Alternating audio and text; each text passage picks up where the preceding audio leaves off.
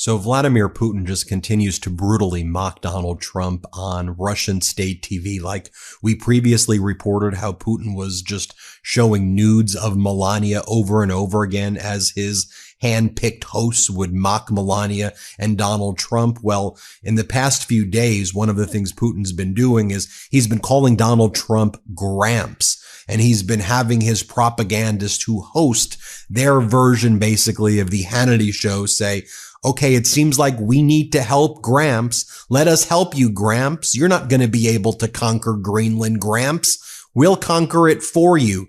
And so what these propagandists on Russian state TV are saying, it's exactly what we warned against here on the Midas Touch Network, and others did as well. That when Donald Trump's talking about annexing Canada and Greenland and attacking Denmark and attacking Panama, it will be used as pretext by Russia and other authoritarian regimes to say, actually, we're going to conquer these places. You know, why don't we conquer our neighbors like we're already doing? Look, America's saying they're annexing Canada and all of these countries. That justifies our unlawful invasion of Ukraine. And while we're at it, why don't we take Poland? We can take Finland. We could take Sweden. We could take Norway. What else should we take? By the way, it enables Xi Jinping to say, well, Taiwan is ours. By the way, even Venezuela is getting in on the action, and Venezuela is saying, we want to conquer Puerto Rico. Why don't we join with Brazil? And then we can use our forces and let's take over Puerto Rico, everybody.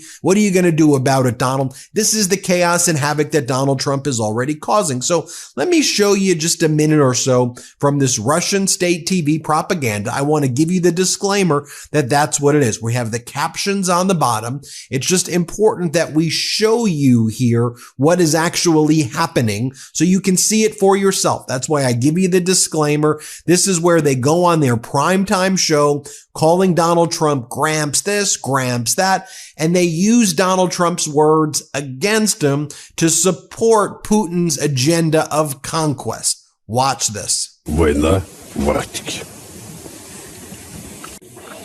К примеру, Трамп заявляет о своих притязаниях на Гренландию. Почему бы нам не посмотреть на Гренландию? Нам нужна Гренландия? Это не шутки.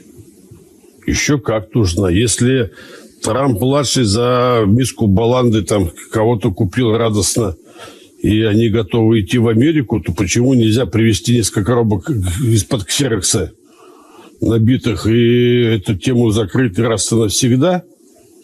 Но на худой конец с Трампом договориться и Гренландию распилить на пару частей. Понятно, что Дани там уже никогда не будет. Нам сегодня крайне важен Шпицберген, который в подбрюшье у нашего Северного флота. Но как бы теоретически мы все понимаем, что, собственно, Дональд Трамп не озвучил по отношению ни к Гренландии, ни к Канаде, ни к Панамскому каналу ничего такого, что Америка не обсуждала десятилетиями, ничего такого, что в голове там у среднего или даже не совсем среднего американца не сидело. Ну, потому что Канада, мы же все понимаем, что для даже не среднего американца это какое-то недоразумение, там, образовавшееся, непонятно какое, вообще зачем оно. Да? Но я думаю, что мы все несколько удивлены, как быстро это все пошло. Захват Гренландии с военной точки зрения – это не проблема. Извините, а если судьба Гренландии уже решена, может тогда, как предложил товарищ генерал-лейтенант, нам самим ее занять? Я про то же. Ну, в том плане, если там все равно как бы... А дальше мы с Трампом договоримся. Нет, ну, чего ему мучиться? Мы сейчас деду поможем, заберем. Now we've been reporting again on these various appearances on this Russian propaganda TV. Like we were talking about them showing them Melania nudes, where they would say, it is your body, your choice, Melania. I guess this is what you want to do with your body. Also, Putin knows that Donald Trump is weak and will be terrified of threats. So, Putin made a deal with Belarus, one of their neighbors, giving them nuclear weapons and saying that nuclear weapons are going to be positioned facing Europe. Putin just cut a deal in the past 48 hours with Iran, a 20-year partnership with everything on the table. And we're seeing a lot of already kind of international deals, shifts in alliances, as countries are scrambling to deal with the fact that America will no longer be a leader in the world under Donald Trump. You know, for example, I talked about how Mexico their President Sheinbaum did a public meeting with Xi Jinping at the G20 a few months back after Donald Trump won the election to send a message.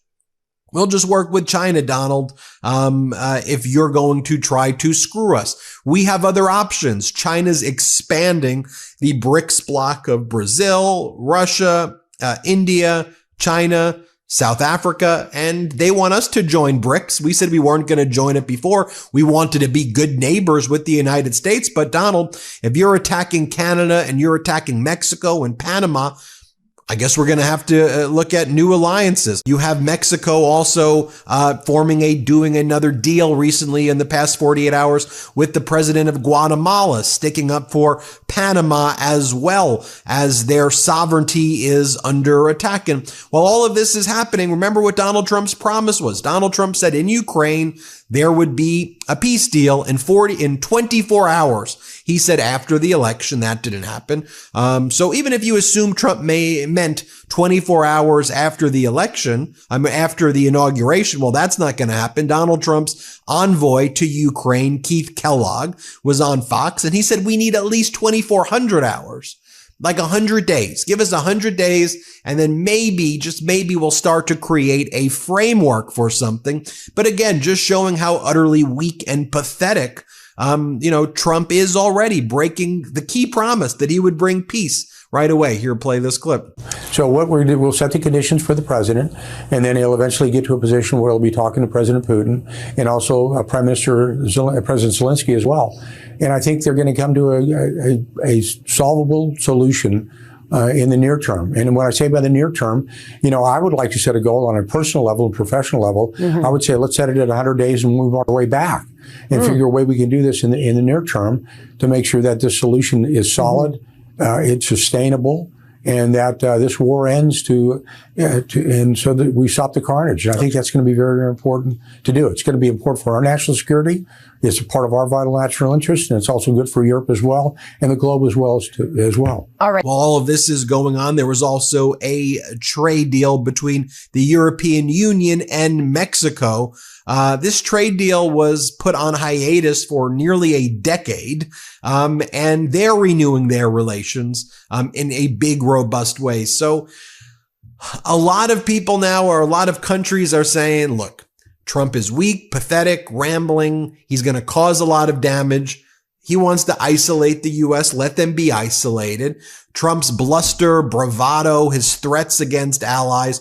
We need to create a new international structure. And then you also had Canadian Prime Minister Justin Trudeau right before the weekend. He gave an impassioned speech as well. Maybe I'll do a whole other video just on his speech. And in Prime Minister Trudeau's speech, he said all options are on the table in terms of our retaliation against the United States. And if you make us feel pain, we want to make it clear to Americans, you will feel pain. We will inflict pain on Americans. Your prices will go up, and we're ready for a trade war. You want to come after us? Bring it. You shouldn't, but we'll be ready for them.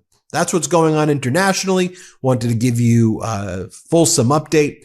Hit subscribe. Let's get to 4 million subscribers. Thank you for watching.